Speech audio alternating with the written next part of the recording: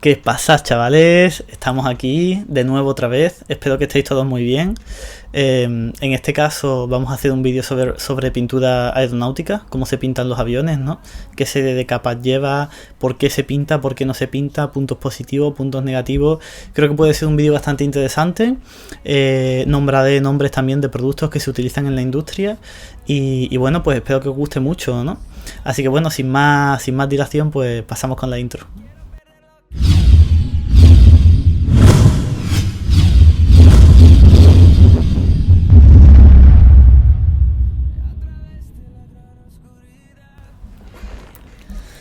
Bueno, chavales, pues aquí estamos. Espero que os guste el vídeo. Como digo, vamos a hablar de pintura aeronáutica y es que parece un tema bastante sencillo, pero no lo es tanto, por varios motivos. Pero bueno, empezando por el principio, vamos a hablar de por qué pintar un avión, ¿vale? Parece una pregunta bastante estúpida, pues joder, para que esté bonito y salga el logo de la empresa, ¿no? Bueno, pues no es así de sencillo. Para empezar, hay aerolíneas que no han pintado sus aviones, ¿vale? A lo largo de la historia, os pondré fotos para que lo veáis, y en cambio pues sí han pintado el logo, ¿no? de la compañía. Pero ¿y por qué toma una aerolínea la decisión de no pintar su avión, no? Es un poco estúpido, joder, la pintura, pues bueno, costará algo, ¿no? Pero no es tanto, ¿no? Pues resulta que sí cuesta. Para empezar, es bastante cara, sobre todo el tema de que el avión tiene que estar en un hangar pintándose durante unas 2 semanas, ¿no? Y el precio de pintar un avión, pues depende del tamaño del avión, evidentemente, ¿no? Pero suele costar entre 40.000 y 160.000 euros en mano de obra, ¿no? Porque claro, 2 semanas una cuadrilla de pintores pintando un avión, pues eso es caro, ¿no? Entonces, por una parte tenemos el punto negativo de que el avión está 2 semanas fuera de servicio, por lo tanto esas 2 semanas no produce dinero, aparte de unos entre 40 y 160.000 euros de gastos, ¿no? por pintar ese avión. Pero hay otro punto negativo bastante importante, y el tema es que los aviones son una superficie tan grande, ¿vale? Que por muy pequeña que sea esa capa de pintura, al final añade un peso muy importante a ese avión, ¿no? Porque el volumen que ocupa el avión es muy grande. Bueno, pues hablamos de entre 270 y 550 kilos. 550 kilos son muchísimos kilos. ¿Y esto qué implica? Que si yo decido no pintar mi avión, ¿vale? Pues evidentemente puedo cargar ese avión con 550 kilos más de pasajeros y de maletas y cobrar por ello que de otra forma no cobraría. Que de otra forma sería un peso que tendría el avión intrínseco y que yo no podría modificar en ningún aspecto. De esta forma le saca rentabilidad económica a esos 550 kilos extras, que en 550 kilos pues ya veréis que, bueno, caben un montón de pasajeros y un montón de maletas, ¿no? Y por eso se cobra. Entonces, bueno, pues no pinto el avión, me quito de problemas y no lo pinto. Eso no es tan sencillo. Para empezar, una de las cosas que suelen tener en cuenta, y sobre todo se suele tener en cuenta más en aviación ligera, es que dependiendo de la aleación en la que esté hecho el avión, ¿vale? Es más propenso o menos a la corrosión, ¿vale? Como aleaciones principales, pues tenemos la aleación de aluminio 2024, ¿vale? Y la 6061 T6, ¿no? El T6 es el tratamiento térmico, pero en cuanto a la corrosión entre estas dos aleaciones, ¿vale? Pues tendríamos que la 2024 es más corrosiva, porque es una aleación mucho más aleada, porque tiene muchos más componentes, entre ellos cobre, que la aleación 6061 T6. Entonces, en el caso de que tú, por ejemplo, estés montando un kit de un avión pequeño, ¿vale? Y tu avión vaya con 6061, pues te puedes plantear no pintar el avión y dar pues un tratamiento inhibidor de la corrosión o anticorrosivo, ¿no? Y aparentemente, pues mira, es una solución. Te ahorras el pequeño peso que lleve, te ahorras el tener que pintar el avión, pero hay un problema, y es que esos tratamientos, que veréis vídeos por aquí, os lo voy enseñando, esos tratamientos anticorrosivos que veis, como veis, se echan como con una pistola, ¿no? Se difuminan, se hace como una especie de nube, y bueno, protegen bastante sobre la corrosión. El único problema es que esos tratamientos hay que aplicarlos cada cada año, cada 2 años, ¿no? Entonces no es una cosa permanente. En este caso podríamos hablar de Corrosion X, ¿vale? ACF50, y bueno, ya tendríamos pues digamos grasas anticorrosivas, ¿no? Como Ardrox, bastante amarilla y bastante mala para la salud, ¿no? El problema es que sobre estos tratamientos inhibidores de la corrosión, ¿vale? Como Corrosion X y CF50, sobre estos tratamientos no se puede pintar, ¿vale? Es como si echáramos WD-40 sobre una superficie. Son productos dieléctricos que impiden la corrosión galvánica porque hacen de dieléctrico, hacen de aislante entre distintas chapas, entre chapas y remaches, ¿vale? Para impedir pues que ninguno de ellos actúe como cátodo o como ánodo, ¿vale? Y se puedan pues atacar el uno al otro y producir corrosión de esta forma. Recordemos que el ánodo en las baterías es siempre el que sale perdiendo, ¿no? El que se lleva la corrosión. Entonces, siempre que tenemos ciertos metales de distintas aleaciones o incluso el mismo metal, pero que diferentes partes están expuestas a distintos electrolitos, ¿vale? Y como electrolito hablo, por ejemplo, de humedad, hablo, por ejemplo, de un helicóptero que hace rescate en el mar, ¿no? Y todo ese salitre que hay en la humedad pues es especialmente corrosivo. Entonces, bueno, pues en este caso hemos dicho que teniendo en cuenta la aleación podríamos pensar o plantearnos en no dar pintura, ¿no? En proporcionarle pues simplemente un tratamiento inhibidor de la corrosión, ¿no?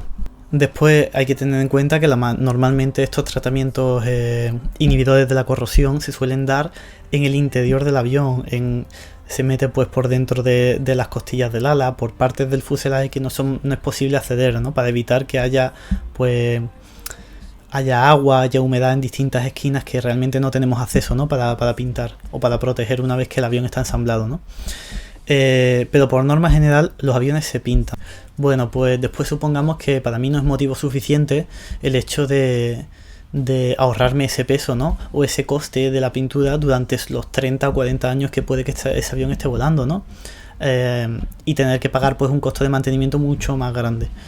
Costo de mantenimiento grande evidentemente porque ese avión está mucho más expuesto a la corrosión y tiene que estar mucho más mimado, ¿vale? Entre comillas. Entonces pues me planteo el uso de pintura, ¿vale? Pero ahora viene claramente la pregunta de, bueno, ¿por qué o de qué color pinto el avión? Y digo por qué, porque la mayoría de los aviones se pintan de color blanco. Y diréis, bueno, ¿y si yo soy rico y tengo mi jet privado y lo quiero pintar negro, pasa algo?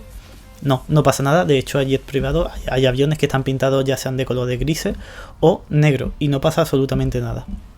Pero en la industria aeronáutica se suele pintar el avión de color blanco o al menos con una base blanca por los siguientes motivos, ¿vale? Para mí, motivo principal es que cuando un avión tiene un daño, ya sea una grieta, una fractura, un golpe, un lo que sea, y el avión es de color blanco, es muchísimo más fácil inspeccionar el fallo, inspeccionar el golpe, la grieta, cuando es un color blanco. Cuando es un color negro puede que haya fallos, puede que haya pequeños daños que pasen desapercibidos, ¿vale? Eso como motivo para mí principal, ¿no? Después hay dos motivos secundarios. El segundo sería el contraste. Resulta que un avión de color blanco produce un contraste mucho más alto visto desde arriba, ¿vale? Por lo tanto es mucho más fácil ver un tráfico, es decir, ver al avión volando desde otro avión cuando el avión es blanco que cuando el avión es gris, ¿entendéis? Entonces visualmente tiene un factor de seguridad con respecto a que otros pilotos puedan percibir ese avión, ¿vale? O incluso en el caso de accidente que los servicios de emergencia pudieran verlo rápidamente, ¿no? En una colina de una montaña, donde fuera. Y después hay otro motivo y sería la temperatura. Un avión pues en plataforma pues dándole el sol, si es negro pues os podéis imaginar la temperatura que haría ahí, sería increíble. Y me diréis, bueno, pero José, no tiene sentido la temperatura porque cada vez que subimos 1000 pies la temperatura baja aproximadamente unos 2 grados centígrados. Entonces simplemente pues cuando estemos volando alto, como estamos a menos 30 grados aproximadamente a 40.000 pies, no hay problema, ¿no? De que el avión se caliente por radiación solar, porque a menos 30 grados, pues da igual el color que tenga. Y sí, es cierto. Pero pasa una cosa, y seguro que muchos de vosotros habéis estado en un avión de cualquier aerolínea, en plataforma, esperando para salir, y el avión ha estado caliente a 38, 35 grados, que dice, mira, como tarden 10 minutos más me mareo y me tengo que bajar del avión. Pues es eso. Conlleva un menor gasto de refrigeración un avión que es blanco simplemente mientras está en plataforma, mientras está haciendo la carga y descarga de pasajeros, que un avión negro, ¿no? Que en muchos casos pues necesitaría ventilación adicional o suministro de aire por un grupo de tierra. Cuando siendo blanco, pues en muchos casos pues no hace falta, ¿no? La gente se aguanta un poco y en cuanto ya arrancan los motores, encienden los paquetes y aquello pues se refrigera y no hay problema, ¿no? Sin enrollarme más con el color de la pintura, ¿vale? Vamos a empezar un poco con qué capas hay y cómo se pinta un avión, ¿vale?